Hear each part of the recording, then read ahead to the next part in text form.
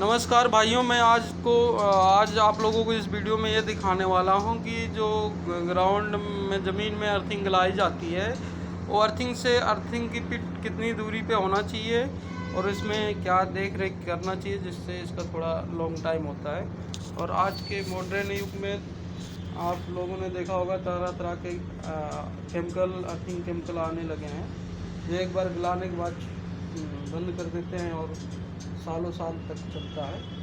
पर जो पहले के हैं, अभी जिस कंपनी में लगे हुए हैं, वहाँ पे क्या जो बंदे हमारे नए हैं अभी इस फील्ड में, इतना उनको जानकारी नहीं है, तो वो कैसे इस चीज़ को देखेंगे कि हमारा अर्थिंग ठीक ठाक है, उसको क्या चाहिए, समय समय पर उसमें क्या डालना चाहिए, वो चीज़ें हम बताने वाले हैं। तो नंबर 1 पे आता है कि हमारा ये अर्थिंग का जो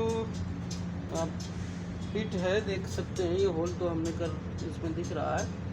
तो ये जो अर्थिंग लाई जाती है, इसका जो डिस्टेंस होना चाहिए 3 फुट, 3 फीट से थोड़ा 2.5-3 फुट के आसपास होना चाहिए जो अर्थिंग गलाई जाती है, और इस हिसाब से ये अच्छा काम करता है। और इस पे ऐसे ही एक अर्थिंग के ऊपर एक ढक्कन लगवाना चाहिए जो आपको मार्केट में मिलता है, जो आप देख सकते हैं। तो ऐसे करने से क्या होता है, हमारी अर्थिंग की जो होल है जिसमें हम पानी डालते हैं, क्या होता बारिश में तो हमारा अर्थिंग ठीक ठाक होता, हम सर्दियों में बारिश के बाद ठीक चलता है। मार्च के महीने से मार्च, अप्रैल, मई, जून, जब तक बारिश ना हो जाए तब तक अर्थिंग में हमें पानी, नमक पानी डालना पड़ता है, जो अर्थिंग का और बढ़ा के रखता है, जो अर्थिंग मजबूत रहती है। नहीं तो ज़मीन गीली नहीं होगी तो अर्थिंग काम नहीं करेगा। तो उसी पीरियड में हमें इसमें मार्च के महीने में ही नमक पानी डाल देना चाहिए। और गर्मी जैसे जैसे बढ़ती है, हर महीने में एक बार तो पानी डालना ज़रूरी होता है।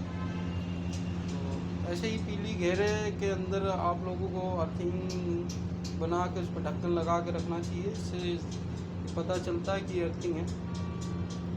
और जिस कंपनी में अर्थिंग होता है उस कंपनी का यहाँ आप नाम पॉइंट करके साइड में लिख सकते हैं लोग पट्टी के ऊपर। इससे ऑडिट में आप लोगों को ये दिखाता है, फ़ोटो देखने को, खींचने को लेते हैं जो ऑडिटर आते हैं, सोशल ऑडिट होती है कि आपने कहाँ कहाँ अर्थिंग कर रखी है। ट्रांसफार्मर में आपने ट्रांसफार्मर का अर्थिंग दे रखा, नहीं दे रखा, कहाँ पे है, और वहाँ पे सेफ्टी क्या है, ये सब चीज़ें ऑडिट में देखने को मिलता है कि ऑडिटर हमसे सवाल करता है, फ़ोटो मांगता है, साथ में विजिट करके देखता भी है। तो ऐसे करने से हमें उसके सवालों से कम सवाल करेगा, जो हम इस तरह का काम करेंगे कि ऐसे ढक्कन लगा के इसमें बंद करके येलो पट्टी साइडों में बना के, और हमें इसको बंद करके रखना होता है, जो कि हमारा ये लॉन्ग टाइम चलेगा, इसमें कोई कचरा वगैरह नहीं जाएगा। तो ये चीज़ें होती हैं। सेम ऐसे अपने डीजी सेट के लिए भी हम करके रखें, और हमारा जो एलटी पैनल है उसके लिए, प्लस ट्रांसफार्मर के लिए। और ट्रांसफार्मर में कम से कम आपको 2 अर्थिंग होना चाहिए, और न्यूट्रल के लिए प्लस 2 अर्थिंग आपको इस ट्रांसफार्मर की बॉडी के लिए। और जो 2 अर्थिंग आपको चाहिए, 2 क्या, 1 से ही काम चल जाएगा। एलटी पैनल के बॉडी में देना होता है, और 2 वहाँ पे जनरेटर के अर्थिंग में देना पड़ता है, एक जनरेटर के इंजन के बॉडी पे, और 2 आपके अल्टरनेटर के न्यूट्रल पे।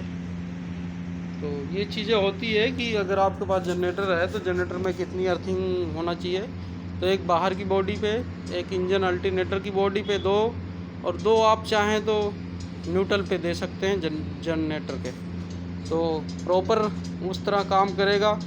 4 अर्थिंग होना चाहिए जनरेटर के लिए, और 3 अर्थिंग होना चाहिए आपका ट्रांसफार्मर के लिए, और जियो स्विच वगैरह है तो उसके लिए भी होना चाहिए।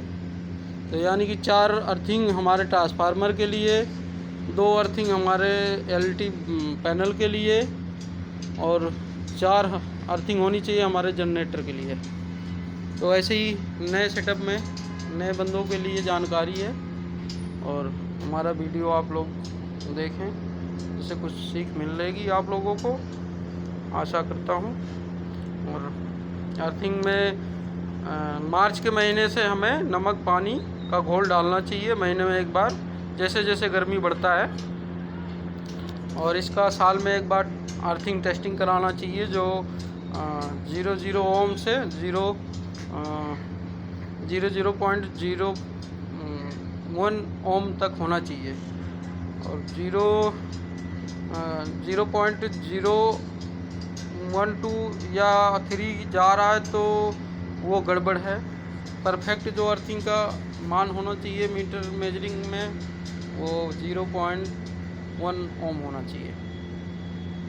कई बार हम लोग 0.123 तक चला लेते हैं, उसके आगे अगर जाता है तो वो रेड में आ जाता है, उसको हम अर्थिंग डेड कर सकते हैं, उसके जगह पे हम नया अर्थिंग ले सकते हैं।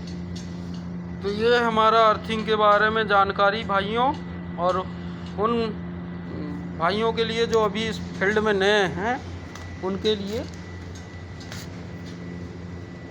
Thank you.